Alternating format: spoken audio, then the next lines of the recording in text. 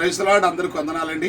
దేవుని మహాకృపలో నేను దినాన గుడివాడ నుండి గన్నవరం ఎయిర్పోర్ట్కి వెళ్ళి అక్కడి నుంచి ఫ్లైట్ ఎక్కి మరి చెన్నై చేరుకున్నాను దేవుని కృప వల్ల.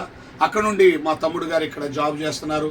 వారి మిస్సెస్ గారు నా ఆత్మీయ కుమార్తె బిడ్డలు కాబట్టి వారి కుటుంబానికి చేరుకుని గత రాత్రి వీరింట్లో కుటుంబ ప్రార్థన పెట్టడానికి ప్రభు కృప చూపారు. తిరిగి ఇక్కడ బస చేసి ఈరోజు ఉదయం లేచి ఇప్పుడు నేను సెమినార్కి వెళ్తున్నానండి. ఈరోజు మొదటి సెమినార్, ఇది కాకుండా ఇంకా 4 దేశాలకు వెళ్తున్నాం. మొత్తం ఇండియాతో కలిపి 5 దేశాల్లో జరిగే సెమినార్స్లో పాల్గొనే కృప ప్రభు నాకు ఇచ్చారు. కాబట్టి ఈరోజు సెమినార్లో నేను వర్తమానం కూడా యోధా గోత్రపు సింహగర్జన అనే పరిచర్యల తరపున ఒక వర్తమానం కూడా ఇవ్వాల్సి ఉంది. ప్రార్థించండి.